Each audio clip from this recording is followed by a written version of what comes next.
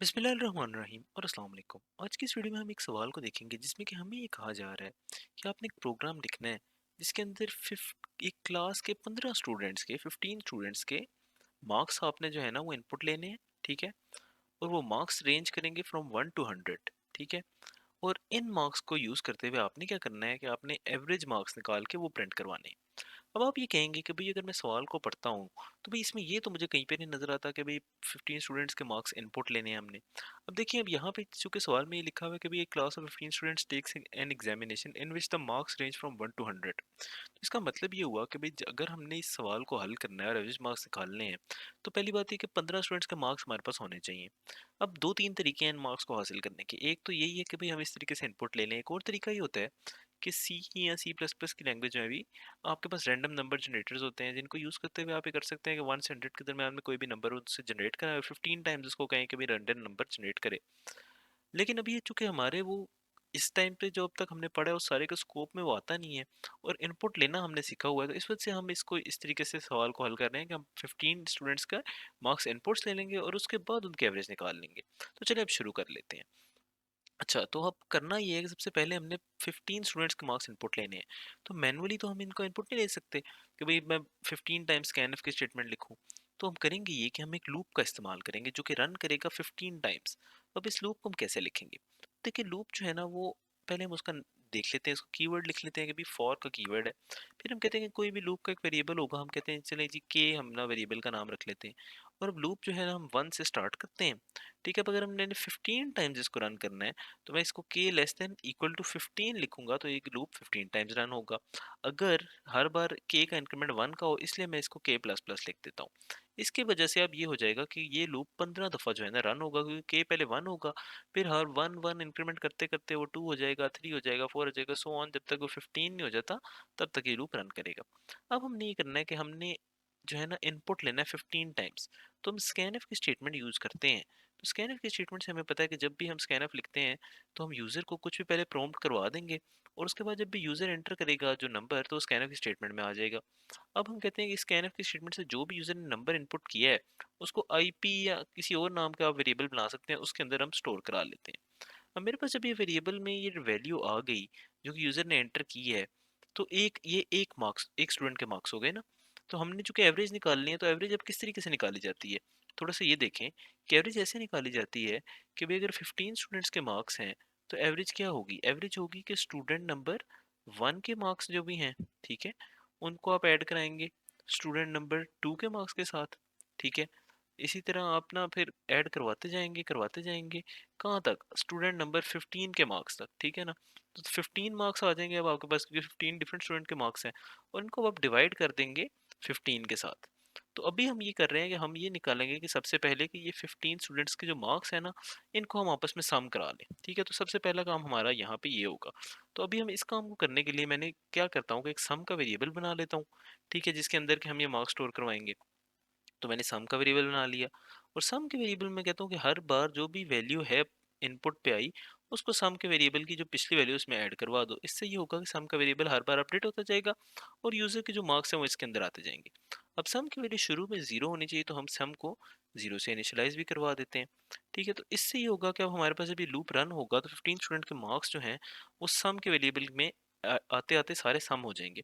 अब हमने जब एवरेज निकालनी है तो हमारे लिए बड़ा आसान है कि भाई हमने सिर्फ एक इधर प्रिंटफ की स्टेटमेंट लिखते हैं और उसी के अंदर हम एवरेज कंप्यूट करके भी प्रिंट करा देते हैं। तो एवरेज जो है वो हमारे पास क्या होगी? एवरेज और आप इधर फॉर्मेट स्पेसिफाई लगाएं परसेंटेज एफ का और एवरेज की वैल्यू क्या होगी? एवरेज की वैल्यू होगी कि भाई सम की जो भी वैल्यू है उसको आप डिवाइड करवा दें 15 से तो जो भी आंसर आएगा वो एवरेज होगी। ठीक है।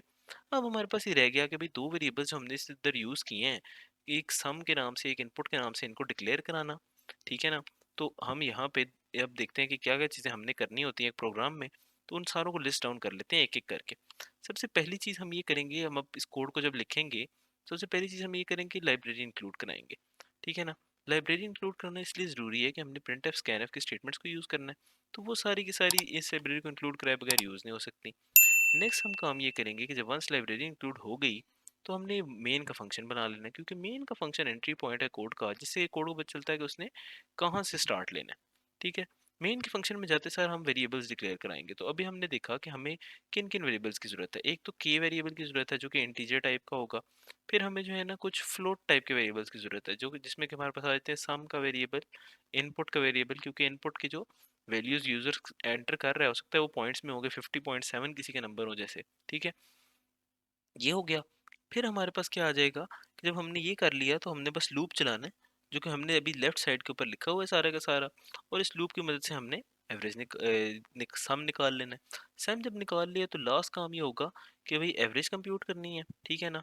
और उस एवरेज को कंप्यूट करते साथ ही हमने प्रिंट करवा देना है, ठीक है। तो वो जिस तरीके से हमने यहाँ पे नीचे एवरेज को प्रिंट भी कराया कि भाई जितने स्टूडेंट्स हैं उनसे डिवाइड कर लिया सम को, तो वो हमारे पास एवरेज आ गई। अब हम ये करते हैं कि यही जो कोड है और जिसका हमने ये टॉप लेवल पे एक छोटा सा लिखा है कि इस कोड को किस तरीके से दिखना चाहिए या क्या उसका आप कह लें कि एल्गोरिदम होना चाहिए, इसी कोड को हम ले जाते हैं अब आईडी के ऊपर, ठीक है। और आईडी के ऊपर जाके इसको कोड करते हैं और देखते हैं कि क्या जो हमारे एक्सपेक्टेड रिजल्ट्स हैं वो हमें अचीव हो रहे हैं या नहीं। तो जी सबसे पहले हमने कर लिया, हमने बना लिया जी, लाइब्रेरी को इंक्लूड करवा दिया, ठीक है, ये हो गया। नेक्स्ट हमने ये करना है कि मेन का फंक्शन बना लेना है, वो बना लिया। अब हमने वेरिएबल्स डिक्लेयर कराने हैं, तो के नाम से एक वेरिएबल हो गया और फ्लोटिंग पॉइंट में सम और इनपुट के नाम से दो वेरिएबल्स हो गए। फिर हमने सम को, फिर हमने यूज़र को एक पहले इधर प्रॉम्प्ट के स्टेटमेंट भी दे देते हैं कि please enter 15 numbers separated by a space भी बता देते हैं उसको ताकि उसको कन्फ्यूजन ना हो, ठीक है। तो ये हो गया। अच्छा, अब हम ये करते हैं कि नीचे सम को हमने जीरो से इनिशियलाइज करा दिया और हमने अपना फॉर लूप शुरू कर दिया। सम को जीरो से इनिशियलाइज कराना है बेशक पहले करा ले बाद में, उससे फर्क नहीं पड़ता। हम फॉर लूप पे लिखते हैं, जो फॉर लूप हमारा होगा वो शुरू होगा के इज इक्वल टू 1 से और उसने जाना था के लेस देन इक्वल टू 15 तक, और के प्लस प्लस होगा ताकि हर बार के इंक्रीमेंट होता रहे। इसके अंदर हमने कहा था कि हम ये करेंगे कि दो काम होंगे, एक ये कि हम इनपुट ले रहे होंगे, इनपुट चूंकि हमने लेनी है फ्लोटिंग पॉइंट में तो परसेंटेज एफ आएगा, और इनपुट हमने आईपी के वेरिएबल के अंदर लेनी है। दूसरा काम हमने ये करना था कि सम की वैल्यू में जितनी वैल्यूज आती जा रही थी इनपुट के उनको ऐड करवाते जाना था, तो सम में हम इन सारी वैल्यूज को ऐड करवाते गए।